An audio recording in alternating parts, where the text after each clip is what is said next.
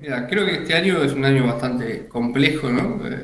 Históricamente los años electorales tienen mayor incertidumbre, mayor volatilidad cambiaria, mayor volatilidad en los precios.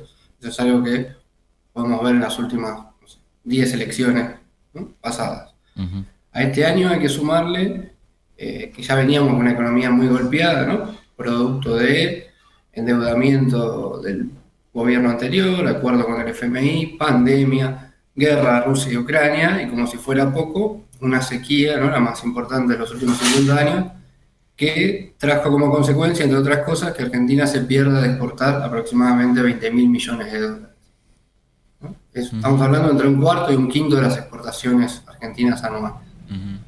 Un número muy importante que está teniendo, ¿no?, verdaderas consecuencias, como por ejemplo la imposibilidad de Argentina de este año acumular reservas y todo lo que eso conlleva en relación a poder sostener una brecha cambiaria, ¿no?, que no se dispare, las presiones adicionales en los mercados cambiarios.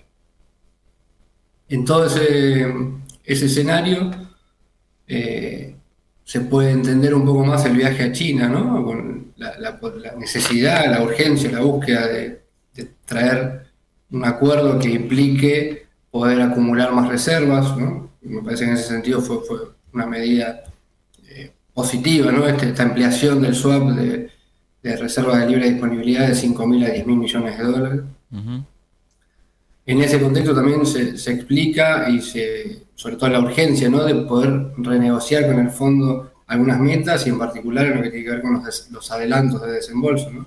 Es Ujú. algo que está eh, en estos días, digo, se tiene que terminar de resolver. Me parece que puede ser una llave para que el gobierno logre conseguir cierta estabilidad cambiaria, económica, por lo menos de cara a las elecciones, ¿no? Ujú.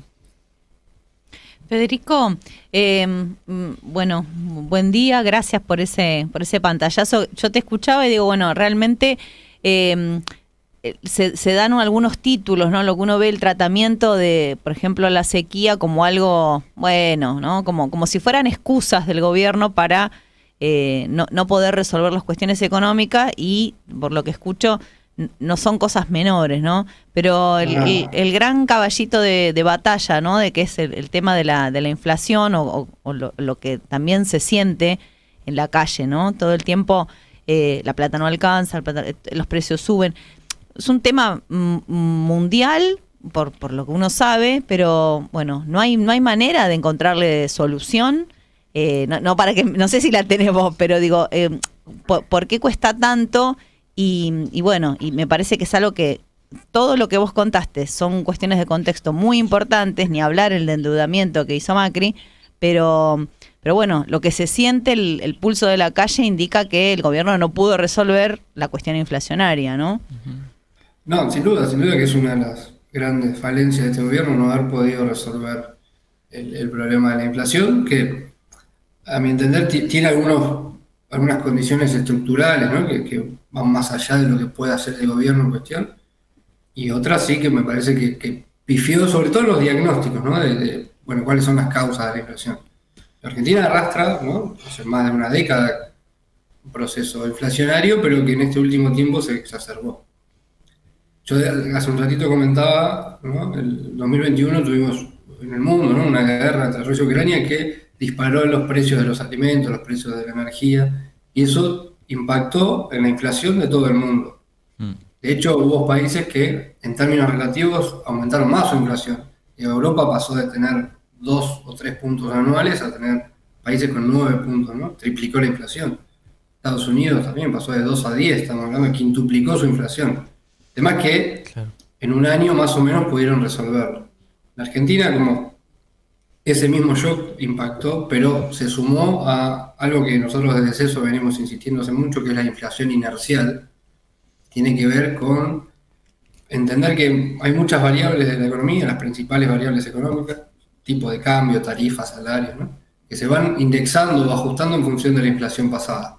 Entonces nos van dejando un piso a futuro, ¿no? Ujú. Son, en definitiva, pujas distributivas de distintos sectores, ¿no?, porque nadie quiere pagar, entre comillas, el costo de la inflación. Ujú. Entonces todos los sectores que pueden, tienen la capacidad de actualizar sus precios o sus ingresos, lo hacen, justamente para no perder.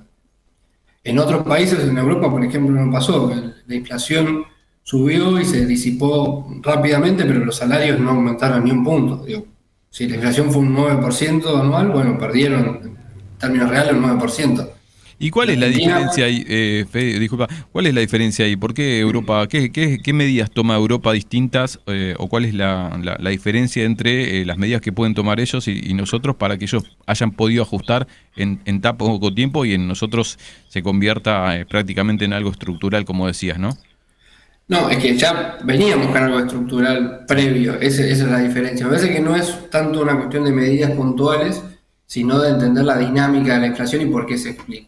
Nosotros veníamos con un piso inflacionario que tiene que ver con esto que decía, ¿no? Una inflación inercial, y a eso le tuvimos que sumar, perdón, un shock externo que disparó los precios, ¿no? De la energía, de los alimentos. Esa inercia se exacerbó y se aceleró, y es lo que estamos viendo ahora, ¿no? Que mes a mes esto se empieza a acelerar y las causas de esa aceleración tienen que ver bueno, con los ajustes previos de cada una de estas variables, ¿no? El tipo de cambio, por ejemplo, producto del acuerdo con el Fondo Monetario, entre otras cosas, se va ajustando en función de la inflación pasada, ¿no? Las paritarias, obviamente, los trabajadores quieren defenderse, los que pueden, los que están regularizados, ¿no? Y a través de las paritarias, bueno, tratan de al menos empatarle a la inflación. Los contratos de alquiler, por ejemplo, ni hablar, ya por ley se indexan en función de la inflación. Claro. Tarifas, lo mismo. Ahora esto se exacerba con esta política, ¿no? De que las tarifas no se tienen que atrasar, tienen que ajustarse, pegar un salto importante en mayo. Entonces son todas variables que se actualizan en función de la inflación que pasó y nos van dejando un piso futuro. Sí, mi duda es cómo salir, ¿no? del embrollo, porque las propuestas de cara al proceso que se va a venir de elecciones son ajuste con o sin represión, digamos, como si la única salida fuera esa, ¿no? Como que alguna modificación, vos decías, en Europa la inflación no se trasladó directamente a los salarios, no les aumentaron. Entonces, y acá no se quiere, supongo que, tener en ebullición a ningún sector reclamando, ¿no? Entonces, ¿cuál sería? ¿Renegociar, suspender el acuerdo con el fondo? Digo, no porque vaya a ser, pero digo, por ahí tu mirada... porque como uno está de espectador y no sabes qué pedir, ¿no? Decir, bueno, no se pague la deuda, ¿no? Pero si no se paga no se puede seguir. ¿Cómo lo ves? Sí, porque si no uno intenta como seguir el diagnóstico, pero entonces queda en la ansiedad y angustia de, bueno, ¿y qué? ¿No tiene solución? Algo debería poder hacerse, ¿no? Sí, a ver, yo hablaba recién del tipo de cambio, por ejemplo, y ahí hay una cuestión, yo decía, estructural, que tiene que ver con la escasez de reservas que tiene Argentina en este momento y que históricamente no, pero en los últimos 20 años al menos le costó poder acumular reservas, ¿no? Y digo, ¿por qué es importante esto? Bueno, porque sin un colchón de reservas en el Banco Central es muy difícil estabilizar el tipo de cambio. Y si no se estabiliza el tipo de cambio, es muy difícil estabilizar los precios, porque el tipo de cambio es una de las variables clave que repercuten, ¿no? En la formación de precios de bienes importados, de bienes de producción nacional que tienen componentes importados, y también repercute en el precio de los alimentos, ¿no? Porque al ser derivados de commodities, estos productos tienen la característica de que su precio se determina en dólares en el mercado internacional. Cuando aumenta el tipo de cambio, todo automáticamente se traslada a precio. Entonces, sin esa posibilidad de acumular reservas, sin resolver eso primero, es muy difícil que se puedan estabilizar los precios. Está bien, pero eso sería más que nada una decisión política, ¿no? Pregunto, porque digo, si no, teniendo en cuenta, como decías vos, lo del viaje a China y la posibilidad que se abre, si se termina de concretar en algún momento el ingreso de la Argentina al BRICS, ahí impulsado por el presidente Lula, por Dilma Rousseff como presidenta del Banco de los BRICS. Nosotros el otro día cuando hablábamos, mencionábamos acá en el programa lo del viaje a China, decíamos que lo de los swap era interesante porque no era necesariamente, bueno, llegan acá todo el dinero chino, sino que se abre como un X cantidad de posibilidad de intercambio, y en eso se va este subsidio. Digo, desde la imaginación podría generarse otros tipos de intercambios sin necesidad de acumular reserva, ¿no? ¿Vos referís con otros países, con otras monedas? Claro. Digo, creativamente podría instalarse otros medios, porque si no queda siempre como la sensación de que hay que acumular dólares y que es la única salvación que existe. En la práctica termina siendo lo mismo.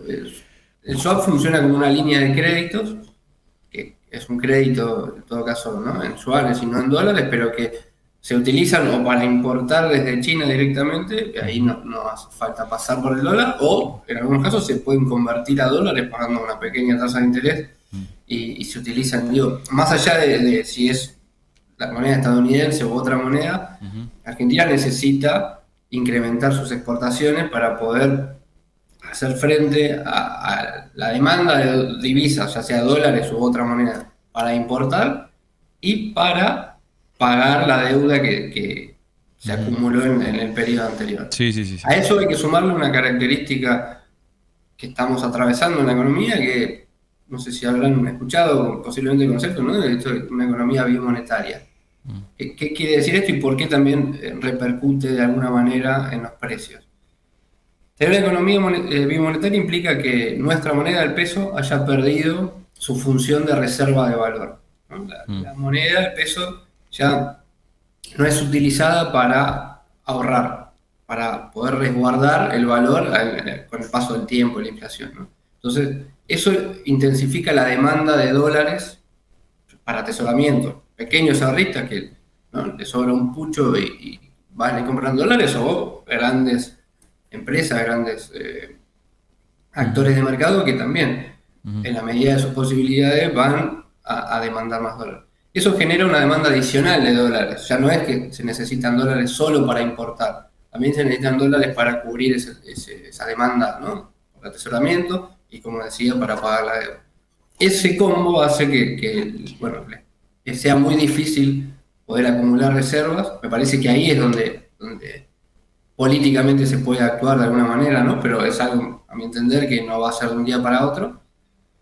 Y en ese sentido yo digo, bueno, hay medidas para hacer, pero hay un problema estructural y eso es lo que imposibilita, ¿no?, frenar la inflación de cuajo.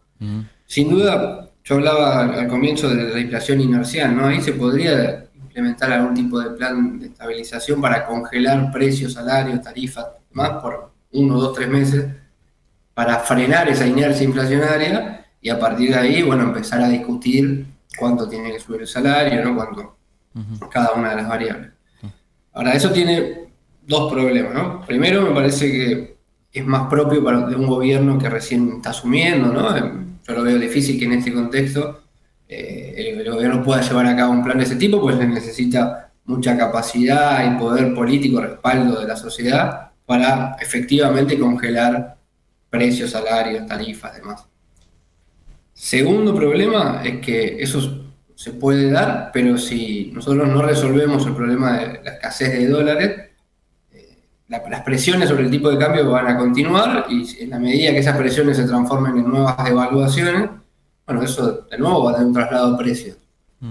Podrá ser en un nivel más bajo porque vamos a ver desarmado esta inercia que yo comentaba, pero va a tener un impacto igual en precios y eso, bueno, habrá que ver cómo reacciona a partir de ahí la sociedad para ver si eso se vuelve a disparar o no. Entonces me parece que son dos fenómenos y obviamente hay que actuar sobre los dos. Bueno, Federico, clarísimo, te agradecemos mucho el contacto. Quedan, como siempre, un montón se van abriendo en abanico todas las preguntas que van surgiendo. Nos quedamos con ganas de más. Si te parece, volvemos a contactarnos en alguna ocasión próxima. Sí, cuando gusten, no hay problema. Bueno, muchísimas gracias por este contacto. Hasta la próxima. Gracias a ustedes por llamar. Saludos a todos. Federico Cyrulnik, economista del CESO, del Centro de Estudios Scalabrini Ortiz. Nosotros nos vamos, si les parece, mesa querida, a la tanda, porque ya se viene la mateada y vamos a hablar de Messi.